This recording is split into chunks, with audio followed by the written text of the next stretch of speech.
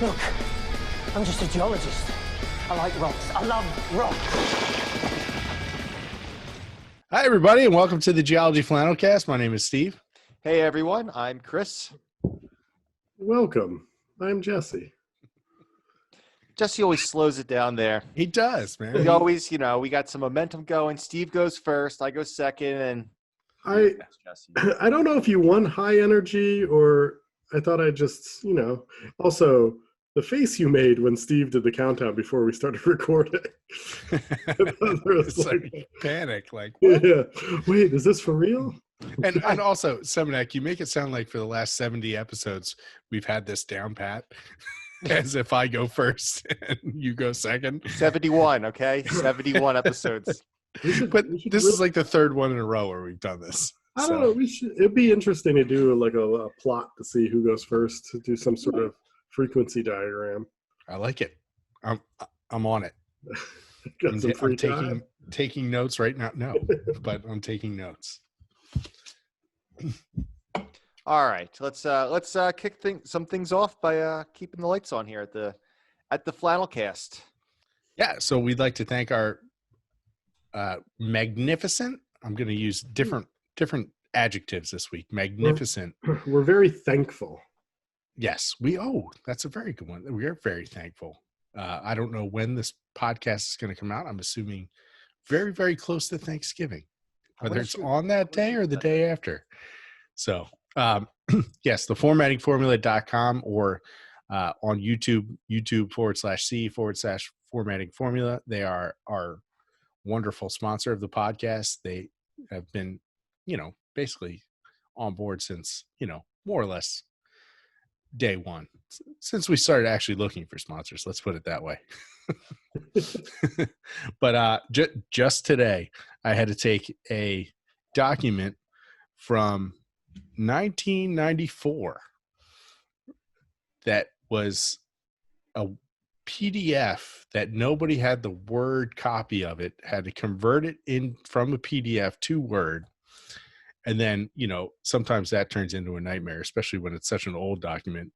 And then I was able to format it so that it was like 472 pages, but a lot of it was just blank space from like page breaks and other weird crap, essentially. So based on my knowledge from the Formatting Formula YouTube videos, I was able to break it down from over 400 pages down to like 210 pages. And then, because it's such an old document, we have to edit it. In order to edit it efficiently, I'm breaking it down. You can add line numbers to every single line in the document. So there's now like 7,000 lines in this document. And I was able to coordinate that with an Excel spreadsheet to say like line number 292, this is the edit that we need to make, and blah, blah, blah, blah, blah. So everybody can be on the same page. Steve, when you contact the Formatting Formula, at this point now, do you hear a sigh on the phone when you find out that it's you? Like, this guy. I'm sorry. No, to be honest, they really do like the podcast. They listen, and they tell me like, oh yeah, no, like, believe me, sometimes I think they're like, oh yeah, that ad was great. I think they don't mean it, but they're just too nice to tell me. But sometimes they're like, oh my gosh, that was perfect, that was funny, or whatever. So, but to answer your question, yes, I think they do dread every time I call. Like, oh, what does this joker want now? And I've been meaning to reach out because just this week I was working on this document, and I don't know. Sometimes Word does this, and the formatting formula is really good at fixing even just small things like this. I had a bulleted list, and the last bullet was a different color. And I could not, it was orange and the rest were black because I was using orange text elsewhere. I know exactly what you mean, and I don't know how to easily fix it, but they do. It was making me so angry. And so like, why? And you kept like backspacing and then having to return it, and it kept coming back. Yeah. Like, yes.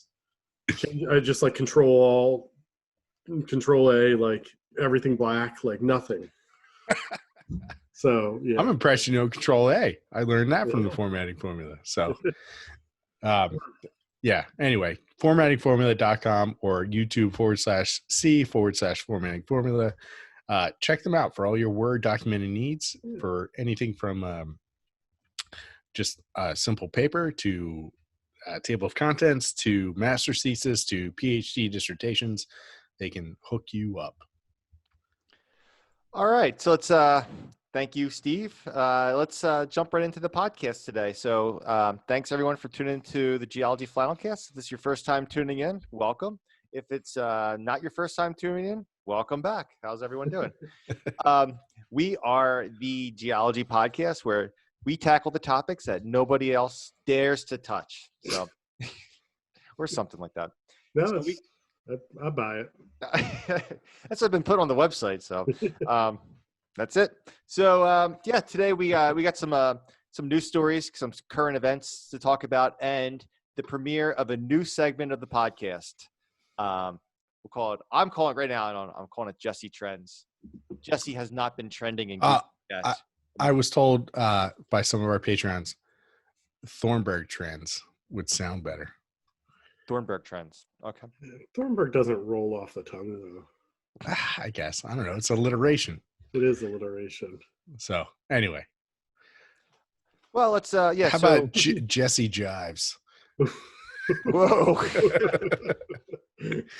I like it. All right. We'll workshop this one.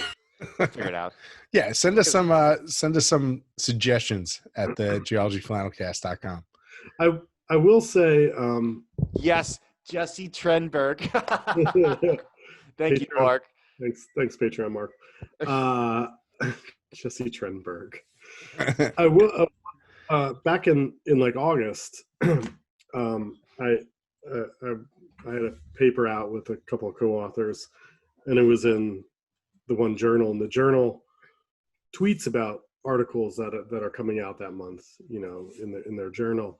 And I was just scanning Twitter one day, and I went by and I caught my name, and I was like, oh no, what have I done? I like how you instantly thought it was bad. I've done something to go viral. I assume, yeah, but it was good. Yeah, they were just pushing it out. So, oh no. no, it's happening. So I'm excited. I don't really know what it's going to entail, aside from me just dropping some geology fun facts on y'all. Yeah, so Nice. We'll do it. That we'll finish up the episode with that, but basically we'll see what's trending on Google searches, and Jesse says that he could link any topic back to geology. So, all right, we'll play around with that towards the end of the episode, though. So, new segment today. Yeah, I'm excited. What story you guys want to start off with? Can I go first, please? Go ahead. Sure. Thanks, guys. It's like when you want to be the first to talk in class, so you can just be quiet for the rest. Okay, get it over and done with. All right. No, but I think this is good because it ties in. We talked about this last week, either last week or the week before, when we were talking about the dinosaurs and the extinction of the dinosaurs. And it was a listener question. Yeah, about the Deccan traps and if that contributed, and if they were, how the dinosaurs were faring leading up to the extinction. Well, let me tell you, I've got some answers. Whoa. Did they do a survey? They did a survey. A listener Dinosaur, how do you feel your life is going right now? Yeah. Let me tell you, the dinosaurs were thriving. Really? Yep. And so this study, one of the authors, paraphrasing to the effect, said, "I hope this puts to bed the idea that the dinosaurs were dying out." And so Whoa, that's a bold statement. Yeah, just really going for it. So they basically looked at all of they did like sort of a database search of what dinosaurs were around and what dinosaurs were still alive at the time of the extinction or leading up to the extinction. And we have all of this new information that looks at speciation and lineage, and they found that not only were they still widespread, but they were still diverse, and they were still speciating. So they were forming these new species, and so their distribution was still really wide and still really great. And so it shows that they were still sort of thriving and growing and evolving. And so it is very interesting because I came up and learned that yes, they were sort of sickly and dying off. That's exactly, I was just about to say that, because that's exactly what I learned back when I was an undergrad. I heard they weren't, they weren't on their last legs, but they were definitely on their way out, is what I was taught. This is just saying, essentially, there's gaps in the fossil record, and there's bias there. They see these gaps, but one thing the study is showing is that these gaps are just gaps in the same lineage. It's just missing fossils, missing data.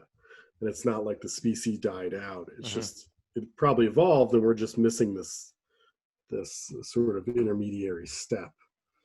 So I thought that was really something else. It was. I didn't read the paper, but I sort of read the blurbs here and the abstract. Classical, reading the abstract, knowing everything. Did from what you did read, did it say anything about any methods, like what they use? Because I'm just wondering, like, if the animal doesn't get fossilized, how do you get information about they did how they're diversified? They were looking at a lot of, so I think there was a lot of modeling and a lot of like statistical modeling, saying like the sort of, when we think about how the species lineage, how things evolve. Okay. The statistics tells us, and that's one of the big ways in which we figure out where things line up. That's my understanding of it. They're using they're taking all of the species that have been identified and sort of feeding it through these models. Oh, interesting. Yeah, really cool. Like I said, that kind of goes against what I guess what we all three of us said we learned back in our undergrad days.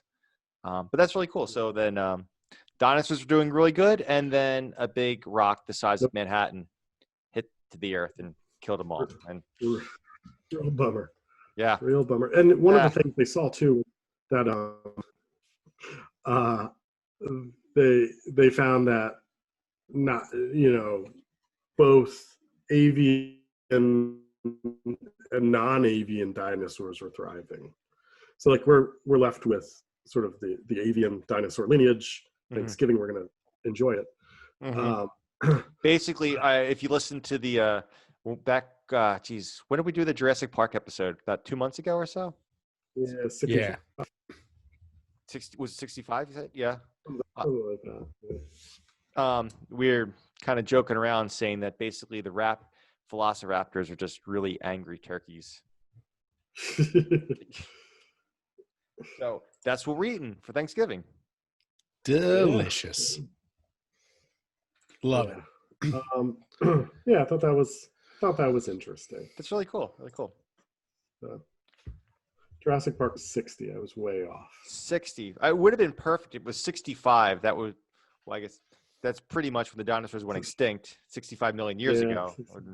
But, oh well. Before we, unless anyone has a segue, I have a Post-it note, and I've been meaning to give a shout out here. It was just in November. I meant to shout this out a couple episodes ago. It was the 125th anniversary of Wilhelm Röntgen discovering X-rays. Good old Röntgen. Wow. Yeah. It was good.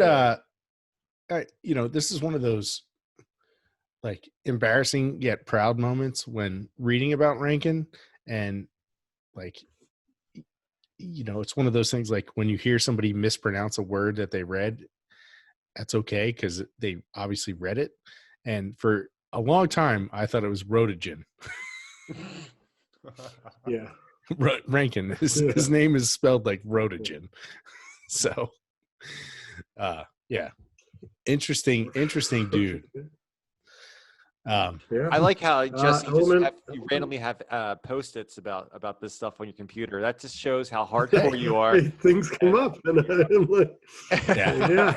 And if you ever see the world's November- first X-ray, it's of his wife's hand, and Yeah. I don't know if the rock that diamond like diffused the X-ray or whatever, but this diamond looks like it's big. a doorknob, like it's like Allen Iverson's earrings. Yeah. Like I'm looking at it. it's right now. huge. It's Yeah. incredible.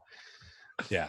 November 9th of 1895. So, memorial. I mean, he got a lot of prizes in his day. The 1901 Nobel Prize in Physics. But element 111, Röntgenium. Oh, really? Röntgenium Cool. is named after him. Yeah. So, yeah, sort of. I've been meaning to bring that up. I've got the Post-it note here, and so Well, that I wanted to segues remember. well into my next story. All right. Speaking of diamonds on a finger. Just really quick, he was the first winner of the Nobel Prize in Physics. What? I did not know that. Yeah. Oh. Yeah, first 1901. Yep. Nice. Anyway, Look at that. sorry. Yeah, It no, wasn't- because 1901. So yeah, because Nobel, he developed TNT, Yeah. and I guess that was when in like the 1850s or 60s. What was the story? The story wasn't the story that he was so upset that his invention was used for destruction that he wanted to, or wasn't there something like along I thought it was something like that. Like he wanted to, I feel like he wanted to be that's- remembered for something more constructive to science. Okay. So, Yeah. Yeah.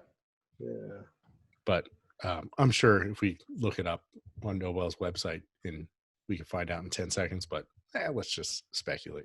But yeah, it was something like that. Like, he didn't want to be remembered for just TNT. He wanted to be remembered for contributing to science. Man, his one obituary stated, "The Merchant of Death is dead." Dr. Alfred Wow. Nobel, who became rich That's by a little harsh. Come on. who became rich by finding ways to kill more people faster than ever before, died yesterday. Wow. Ouch. Yeah, that's a little. Ouch.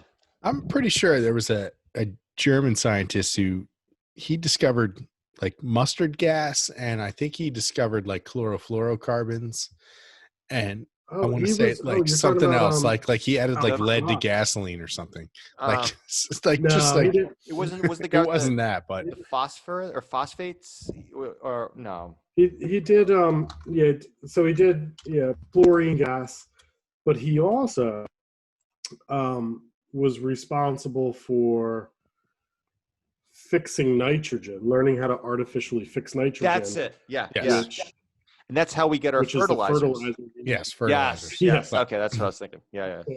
Yeah, so he consistently saved and killed millions of lives. Yeah, and he regretted it, like he died. The whole story is very interesting. So him, Yeah, but was his obit as bad as Rankin's, or not Rankin's, as Nobel's? that's a good question. Probably not. Yeah, right. Yeah, poor Nobel. Yeah, he got hosed. What was I the guess. line that Robert Oppenheimer said? Oppenheimer from the Manhattan Project. Yeah. I become the merchant of death, or No, well, I that's become- from the back of. Oh. If you got now, I become death, destroyer of worlds. Death Destroyer Worlds. Yeah. That's from an ancient Hindu text. Yeah. Mm. But there's an audio clip of Oppenheimer saying, like, comparing himself to that. Oh, really? Yeah. So he was one of the lead physicists to make the on the Manhattan Project for the first atom bomb. Yeah. All right. And he ended up sort of getting sort of blackballed as a communist when he became essentially like an anti-atomic weapon activist. He wasn't an activist, but It's sort So of recognized. Yeah. Well, this podcast took a turn. So back to diamonds. Yeah. Yeah. So this Australian team of scientists from the Australian National University and RMIT, that I don't know what that is, actually created diamonds in a lab at room temperature using high pressure rather than through high temperature. So they've been making artificial diamonds for years, if not decades, and a lot of it deals with high intensity electricity, high temperatures, like basically creating plasmas and stuff like that. But this team did it creating only pressure at room temperature. And the diamond, they were able to create two diamonds, like the regular old diamond, and then one's called Lion's Daylight, named after crystallographer Dame Kathleen Lonsdale, who was the first woman elected to the British scientific organization, the Royal Society, which is how about cool. that? Yeah. And it's considered, I guess it hasn't been confirmed yet, but it's considered to be much, much harder than a diamond. No kidding. Just so making it at room temperature gives it different physical properties. That's what they're saying. So it's still just carbon, but I guess the way that the atoms are arranged based on just the pressure, not the temperature and the pressure, make it actually harder. So like up to 50% harder. Holy crap, that's a lot. Right? Because, that diamonds are like super hard. Yeah. So much, like the 10 out of 10, yeah, but the Mohs scale of hardness is not linear. So like a 1 is talc, a 10 is diamond. A diamond is not 10 times harder than talc. It's like 10,000 times harder than talc, or something like that. So I wonder if they use those diamonds, if they can ramp up that process, if it would be like even better for like industrial drill bits and things like that. That's exactly what they're doing. Like right now, it's not gem quality. They anticipate that someday it'll hopefully be gem quality, but right now, the high pressure is the same as having 640 African elephants stand on the tip of a ballet shoe. To nickel. Yeah. So 640. Would you be able to distinguish? Would there be a way to tell if it became gem quality, if it was made this way or if it was? Well, I'm guessing by the different. So it's different hardness. So I'm assuming there would be some way.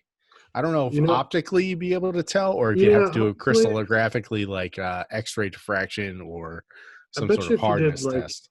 XRD, I bet you the lack of impurities.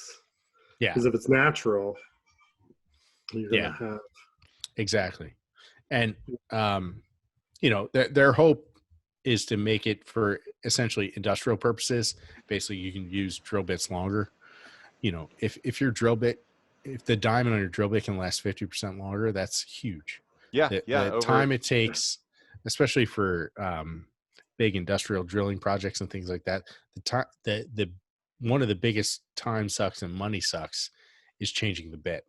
Because let's say you're 1,000 feet down, you have to trip out 1,000 feet worth of pipe in order to change that drill bit. Or if you're 10,000 feet down or whatever, or if you're in a tunnel boring machine, you have to stop what you're doing, back it off, change all the bit. Like if you could get 50% more out of all those drilling bits, it's huge cost saving measures. So pretty cool. They say, one day they hope to create big gem quality diamonds, but they're not there.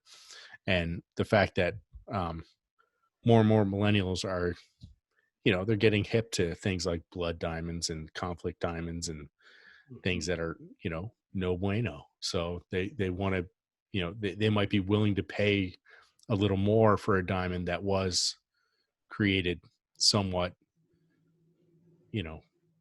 more ethically. I mean, obviously billions of years in the center of the earth is not unethical. It's the means of extraction that can be unethical. So they're saying there might be a market for it other than industrial diamonds. fun fact, you kind of hinted at this, but there is a test to detect if your diamond is synthetic or if it's like the real deal. So De Beers has this, it's called the Diamond Viewer Tester, and they use ultraviolet fluorescent light to detect trace impurities of nitrogen, nickel, or other metals that are used in making the synthetic diamonds. I drink lots of De Beers. Hi-oh. Come on. Yes, Do we it's have a great. soundboard on Zoom? Is that I need to really.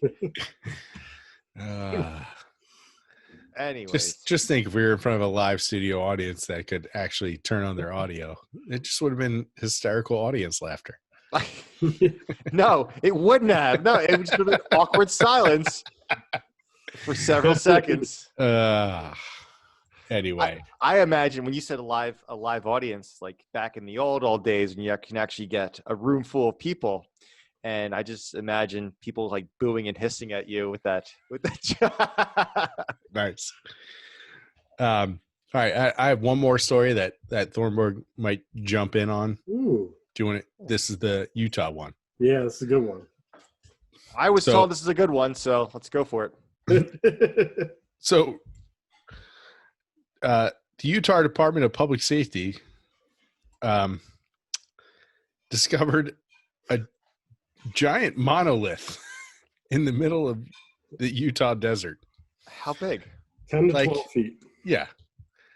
Like several feet wide, 10 to 12 feet tall. This isn't from like 2001: A Space Odyssey, right? It's exactly like that. It's like I'm not gonna like when I saw it, I was like, oh man, this is weird. So it's this big. It looks like stainless steel triangle. I guess what's a 3-dimensional triangle? Prism? No. Is it? Maybe a prism. No, because it doesn't have a flat base. Is it a prism? Anyway, I would let's call it a prism. It's a 3-dimensional cubic triangle. Yeah, half of it. It's not a cubic triangle. No. Anyway, this big triangle shape, sticking up out of the ground, facing this kind of like crack. It's called a triangular pyramid. There you go. Okay, I'm sorry. No, that would have bothered me. So a triangular pyramid, but the point of the pyramid was facing this big crack in basically these, I guess, I don't know, it's red rocks. They're red rocks, but I don't know. It's red rock country. Yeah. So, but they have a video of it, and it's funny. You see this guy like these intrepid people going down to investigate. Like, I'm not gonna lie. When I saw that from far away, I'd be like, I'm not going near that. Like, no, that's what I thought. Did you hear? So, did you watch a video where it's the actual BLM guys? Yeah. So it's on BLM. So BLM, Bureau of Land Management. Yes. Please. Yeah. We have to. Bureau of Land Management land, and the BLM guys, and the one guy goes, "What the hell is that?" The other guy like walks up and is like, "Hey, touches it? Don't touch it. It's like smooth, shiny metal. It's weird." So the BLM guys were doing like a sheep survey. Yes. And that's how they found it. Wow. But there's this guy filming it from really far away originally. And it's like, yeah, that guy's smart. Like, it's going to be something from like Time Bandits where you like touch it and you disappear or something. But I don't know if you, I don't, spoiler alert, but when you see the video when they're up close, I don't know if you saw this, Jesse, you can see there's like concrete cuts in the stone. Yeah. Where they overcut. Yep. Like put it in the ground. Yeah. If you've ever used a concrete saw, like to cut concrete or asphalt or something like that, chances are you're going to overcut a little bit. Yeah. So they, that rules out the aliens. It's amazing aliens would mess up like on the video with the BLM guys, the one guy, you can hear him going, they cut it in. You can see they cut it in. Like, yeah. but at the same time, like, don't go touching it. Yeah. So But That's amazing. Wow. the authorities won't say exactly where it's at because it's so remote. They don't want people trying to get out there because they're like, if you go out there, you're going to get stuck, and it's going to become a rescue effort. Mess. Yeah. But I did, when I was poking around, I saw another story about it, and using satellite imagery, they figure it's been there since at least 2016. Holy cow! Really? Yeah. You can sort of see it. You can't see it in 2015, and then you can sort of see it on satellite image. You can see a shadow from it in 2016. That's awesome. So it's been there 4 years. That's how remote it, I guess. But I mean, 4 years without like being detected. Yeah. I'm sure the people or person who put it there is not happy that it sat there for 4 years undetected. But at the same time, that's pretty cool. Yeah. Yeah. So and this has nothing to do with geology or anything like that. But if you look at the pictures, we'll post the link here. I got the New York Times article. I have the Washington Post article. Yeah, so yeah. pretty pictures of the red rocks in the canyon where it's at. Well, that's interesting. Someday when this pandemic's over, the next time I'm in Utah, I definitely want to go poke around. Yeah, at least touch it. Yeah, I say, like, can you imagine if you were out there hiking by yourself? And you saw that? No, I'd freak out. Yeah.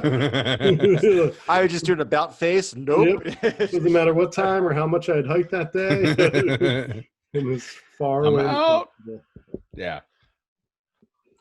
No thanks. There was Jesse, though. In all honesty, it doesn't take much for you to just do the not interested.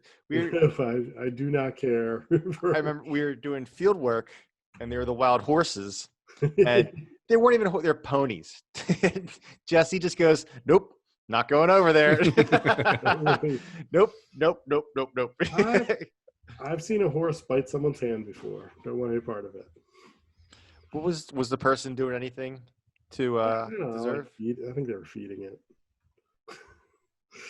So, I'm just saying. I don't care much.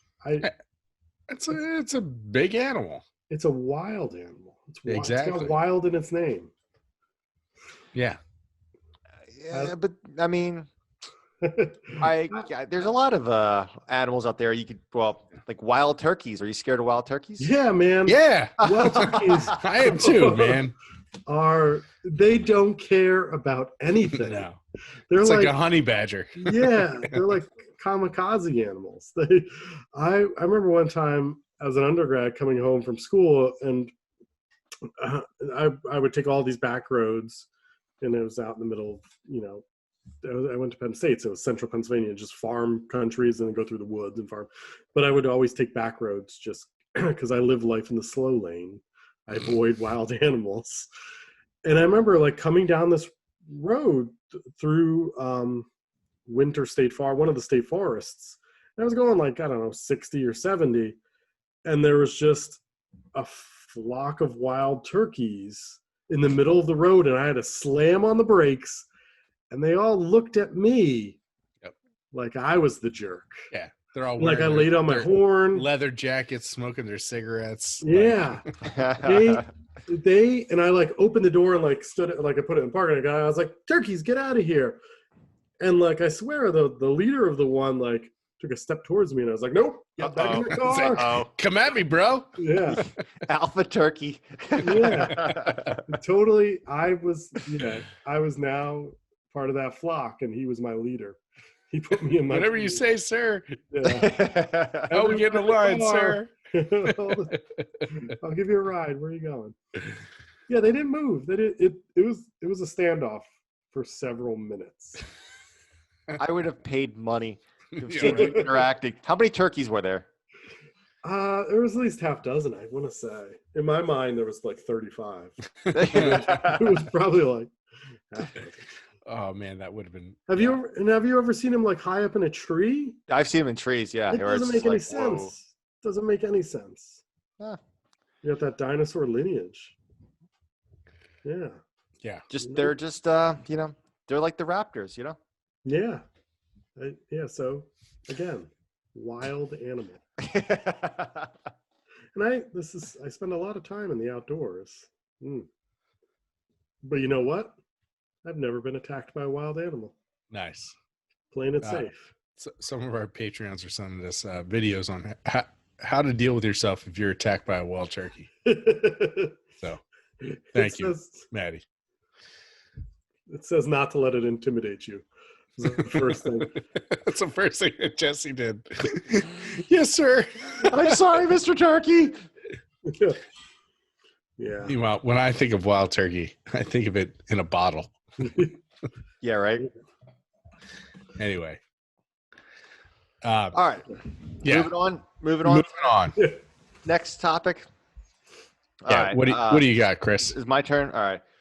This article, this was sent over from a friend of the podcast, Elias. Let's see. The title of the article is Ediacaran del Chantal type biota discovered in Laurentia, and it's a pretty neat article.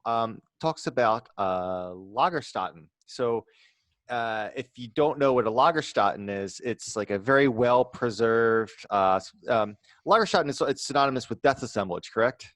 Death assemblage. Yeah. So it's that was my metal band name in high school. It's a great man. I'm sure it had to have been taken. Someone had to have taken that name. But yes, it's an amazing metal band name. And so what that is, it's just you basically get lots and lots of fossils, very well preserved in an area. And so this article talks about how they found. So they're dealing with fossils dating back to the Ediacaran period, which is super old. Yeah, it's the tail end of Precambrian time. So the Ediacaran period goes from 635 million years ago to 541 million years ago. And so it's always tricky dealing with Precambrian life, Precambrian fossils. Most of this, a lot of Precambrian life that it was hard for that stuff to get preserved. Apparently, Death Assemblage is a band. Sorry, it is a band. We should get them on the podcast. One of our Patreons, David, just sent us something. So I'm looking at it now. It looks pretty dark, but carry on. Do they sing about the Ediacaran? That's all. I would hope so. So anyways, the article talks about this newly discovered Lagerstätten in North Greenland. So so this is the first of its kind discovered in Laurentia, and in these fossils, they've been fossilized by phosphate replacement. So that's when the actual part of the actual organism itself has been that material is no longer there, and it's been replaced by phosphate. And it's a bit of a rare type of mode of fossilization. And so, like I said, this was the first in what's known as Laurentia, which is the name of the North American continent. I guess would you say it's how would you describe it? It's it's like the ancient North America. Yeah, proto North America. America. Yeah. And is that a post Gondwana land? Yes, you can. When did they stop using Laurentia and pre-Pangea? Pre-Pangea, and then post-Pangea, right? Is when we stopped using it. Turned into North America. Yeah, Laurentia. Well, a lot of people. I mean, I still use Laurentia. Gondwana land comes after Gondwana land's like 5. It starts in the Ediacaran, I think 550. When did you say? Because Ediacaran 635. Excuse me. 635 to 540, right? Yeah. It's the end Precambrian. Yeah. Mm-hmm. So Gondwana land is just starting. Gondwana land on the other side of is Gondwana land like India and yeah, it was in Antarctica, Africa, South America. Yeah. So Laurasia Laurentia. And anyway, we're getting in the Yeah. weeds In- here. Yeah. We're getting into the Sorry. nitty gritty here. I apologize. Carry on. So this, anyways, in this fossil assemblage, it had the stuff was really, really well preserved. Incredible preservation in this stuff, and just kind of gaining insights back to Precambrian life before the Cambrian explosion. So once the Cambrian explosion hit, that's when the animals started becoming, it was a little more easier for them to be fossilized. We started seeing like hard parts evolving. Hard parts, Yeah, because so back in the Precambrian time, things were kind of like soft and squishy, and it's really hard to preserve stuff that's soft and squishy. When they die, the bodies tend to get just ripped apart. And yeah. So you'd end up with like things called trace fossils, where you'd have traces in the sediment of where things were, but not the actual thing itself. yeah, lots of like burrows and just like what's it Feeding tracks and yeah, stuff like that. Yeah. So anyway, so kind of pretty cool. This is this is the first one on Laurentia that they found of this kind of expanding it out. It was originally this type of deposit was only seen in China before. So now they kind of bringing it out. Said, hey, it's over here in Greenland as well. neat. Yeah. So fun fact, Zoophycus trails, the little spirally trails where things like eating a spiral to be most efficient. I'm taking that knowledge, and that's how I now mow my lawn. Yeah. 'Cause I have a riding lawnmower. So most of your time when you're doing a riding lawnmower is at the edge where you're turning around and going back the other way. So I figure if it's all one big turn, I just keep doing a big giant spiral. Yeah. And I want to say 2017, 2018. One of the years Google Earth did a new satellite flyby, and you could see a big spiral in my backyard. Oh, that's really cool. Yeah.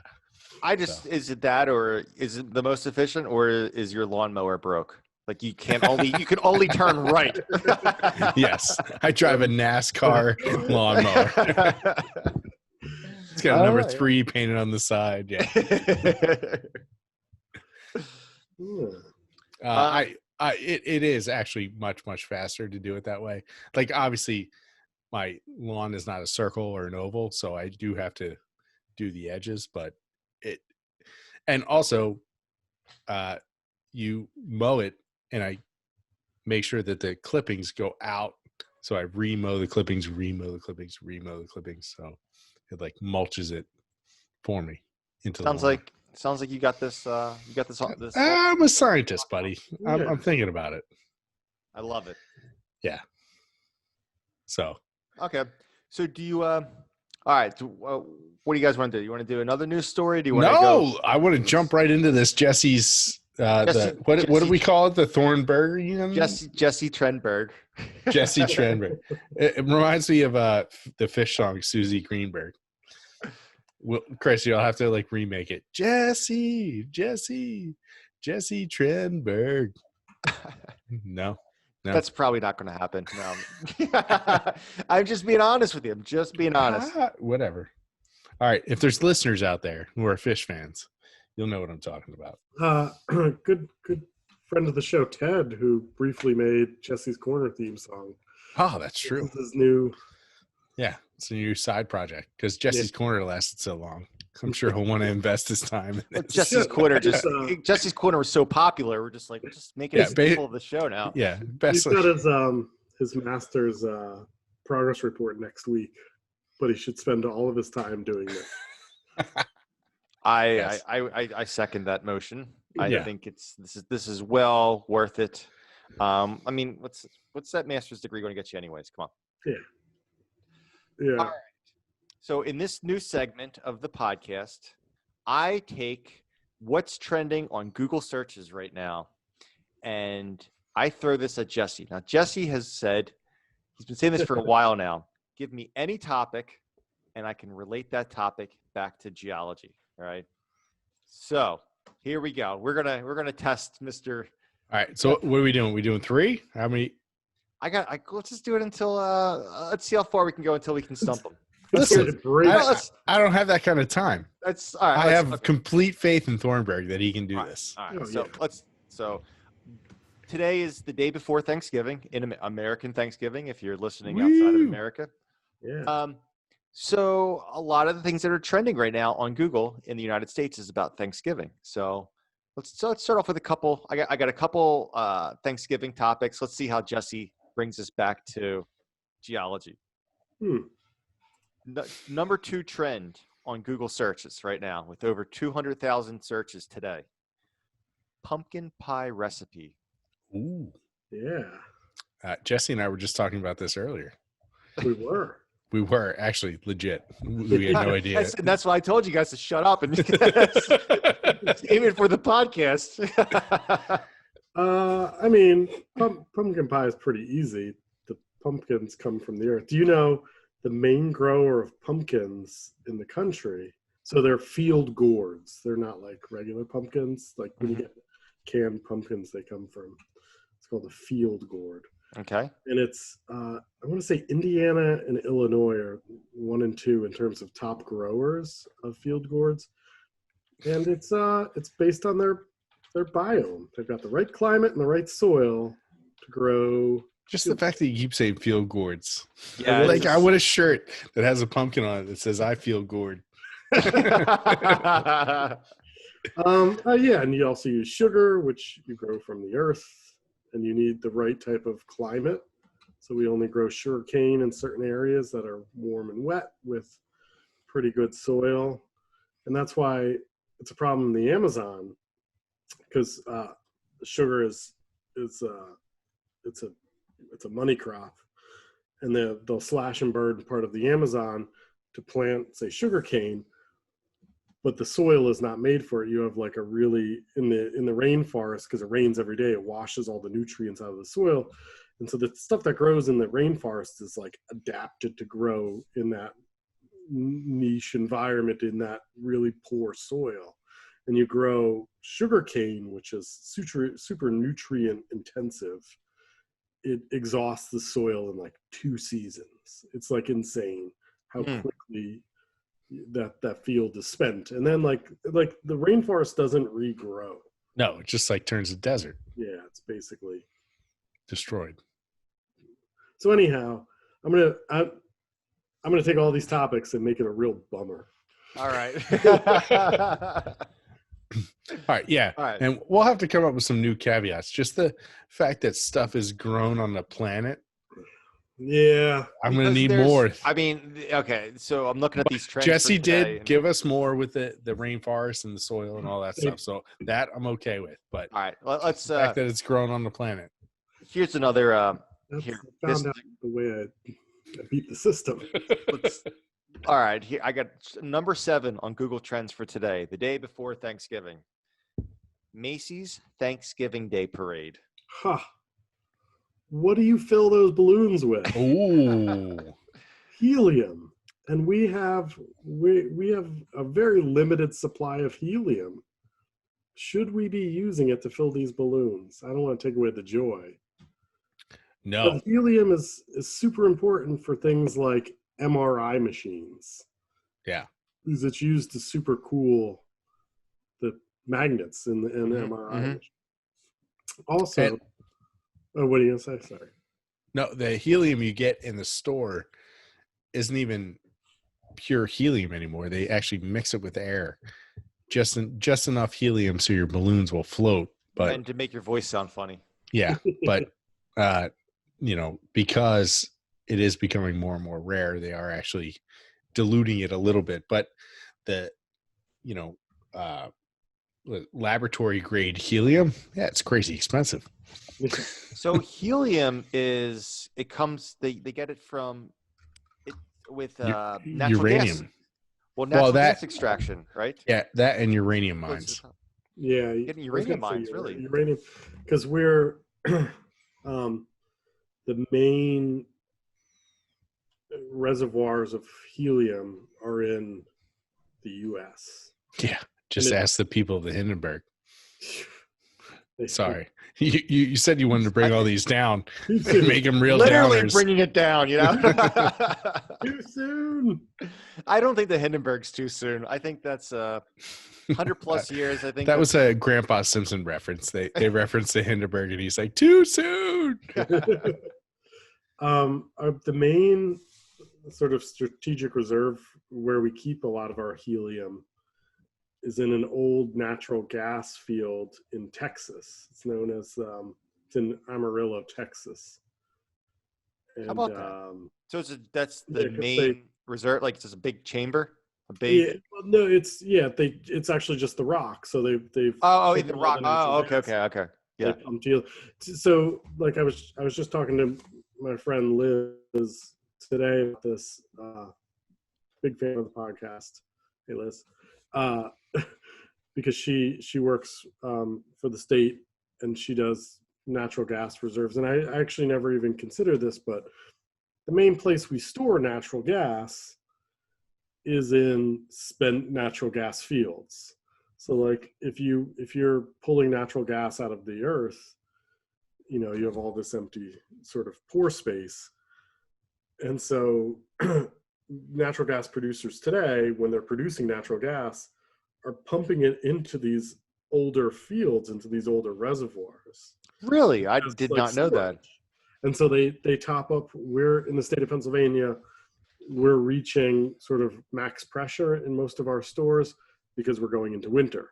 So they top them up at winter time because then they can flow it out.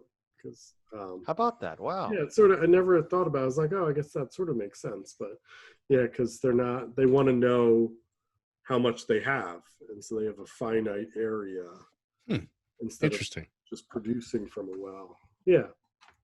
So anyhow, we have a national sort of strategic or federal reserve of helium right now. It's 1 billion cubic meters. I don't Which know. is, yeah. It's like, So there's a global shortage of helium. yeah. But that was I mean, that's what the Hindenburg was, a German airship, and the United States would not share its helium, so the Germans filled them with hydrogen. And wasn't the Hindenburg was a dirigible? It wasn't a blimp. Right. That's why I called it an airship, because, but also it was painted with like aluminum oxide, which is essentially like thermite. Oh no, really? I didn't know about that. So it was, you know, it was a very efficient design, but a recipe for disaster. So unfortunately, it did not go well, because we basically didn't give the Germans access to helium, so they filled it with hydrogen, and then, 1938 or whatever it was in New Jersey, it was horrible.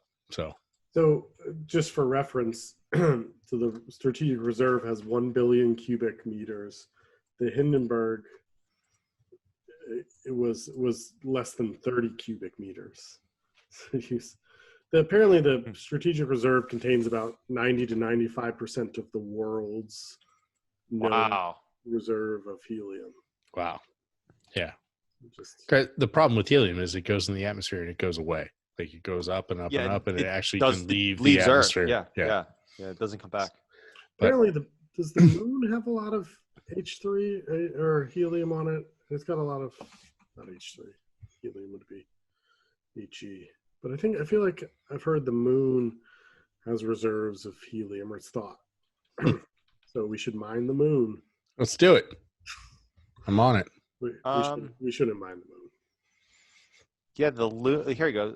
Let's see. Unlike the Earth, which is protected by magnetic field, the moon has been bombarded with large quantities of helium-3 by solar wind.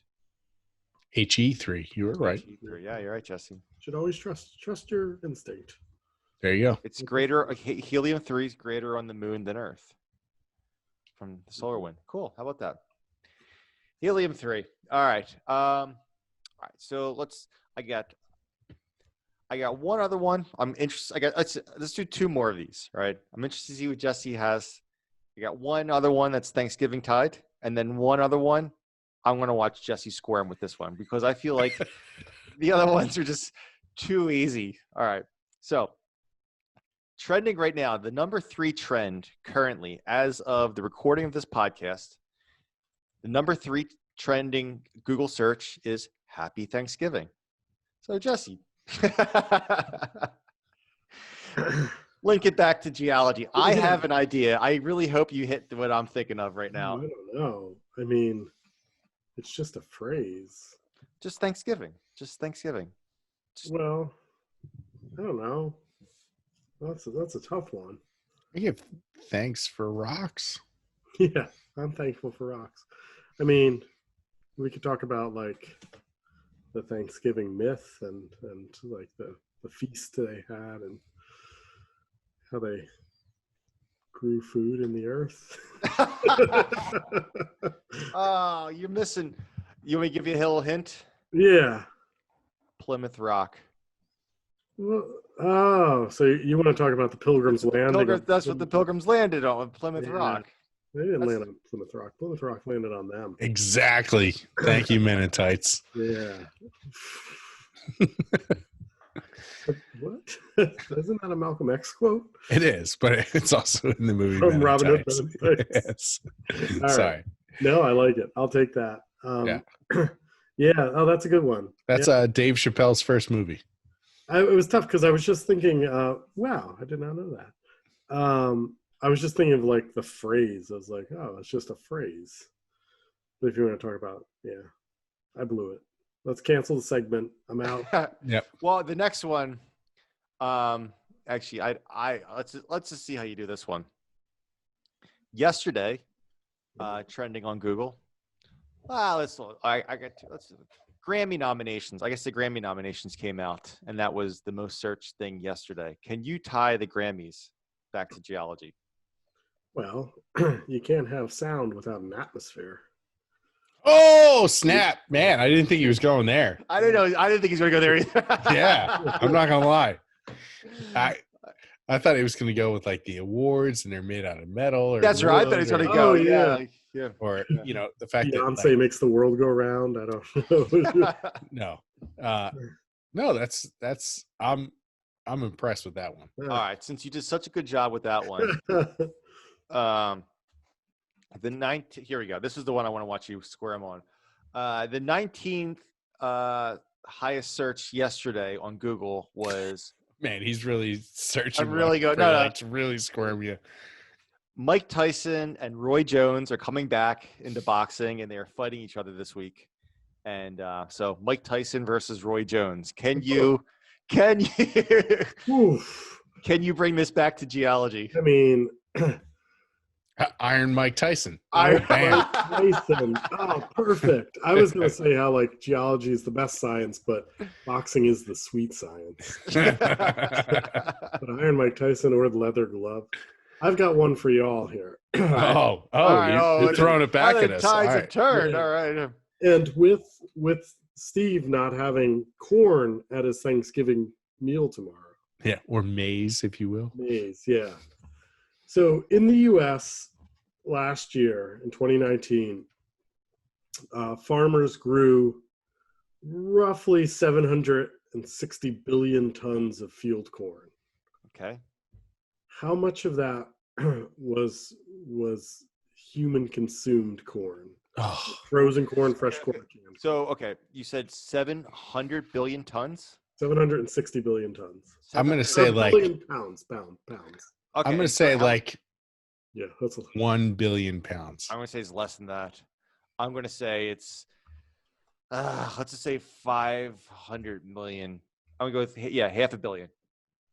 Yeah, that's pretty close. Well, hold on. Let me run the numbers here real quick. I only have the percentage. I forgot to actually run them.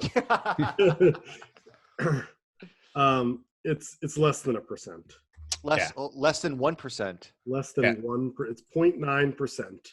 Yeah, the rest of it goes to like ethanol and crap, right? Yeah, about half ethanol and half is feed, animal feed. That's Yeah. what I was going to go with. Yeah, feed and like, all that And stuff. that's why of all the side dishes, that's why I don't like corn. Corn doesn't really offer you anything.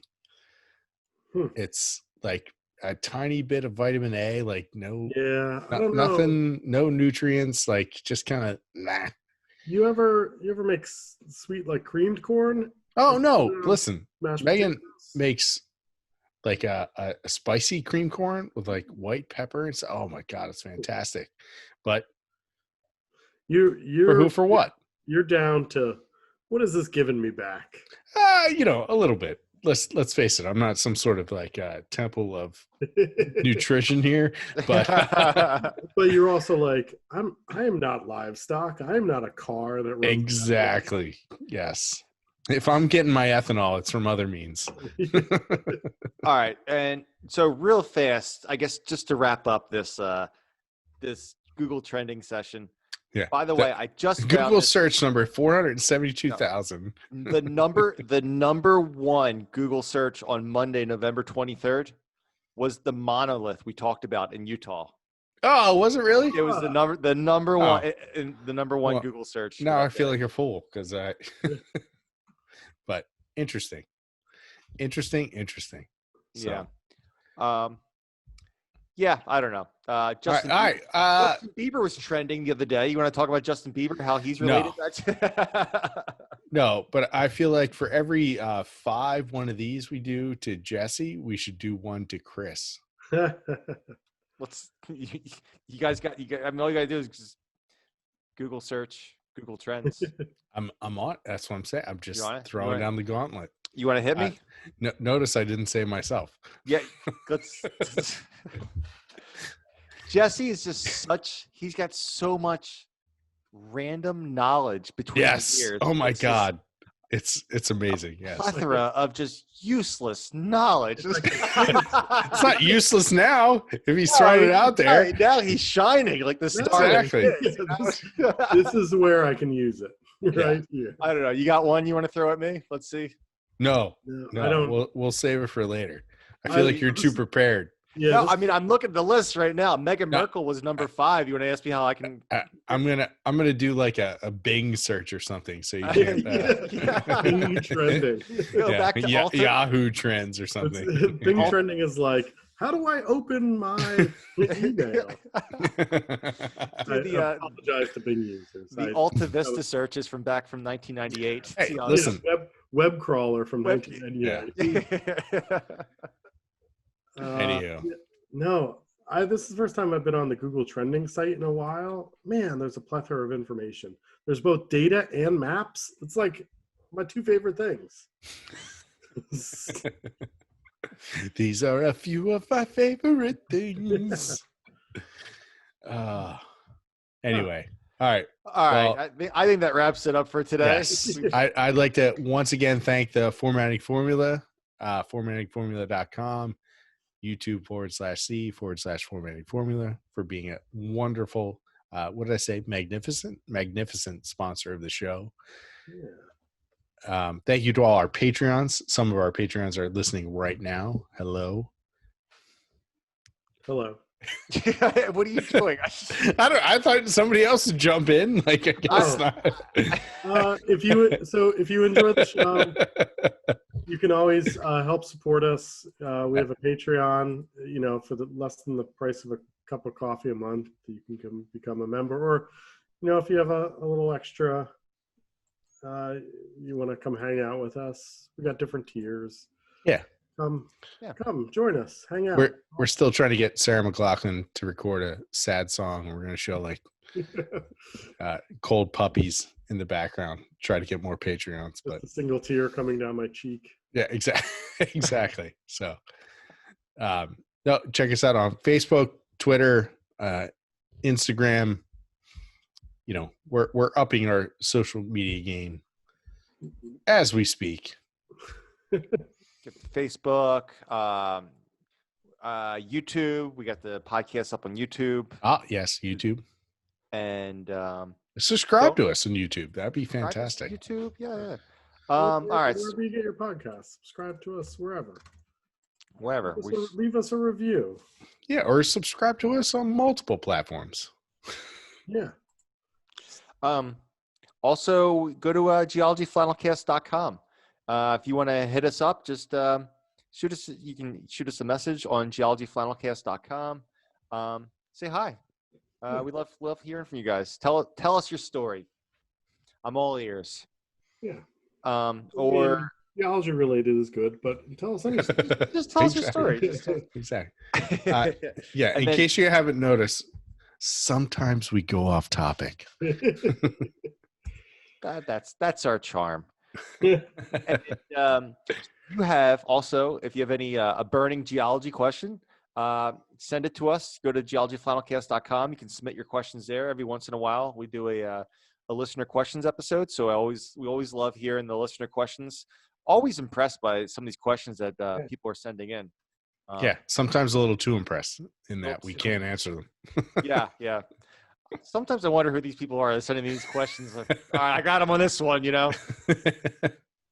But no, we love that. So send us any burning geology questions. Send them our way, and every once in a while we'll do a whole episode devoted to just answering the questions that our fans send in. So I think that covers it for this week. So thanks a lot, everyone, for hanging out. Thanks for our Patreon friends hanging out with us while we're recording this. So, and so we will see you guys next week. Have a happy Thanksgiving for those American listeners, and for everyone else, take care, stay safe, and we'll see you guys next week. Bye. See ya.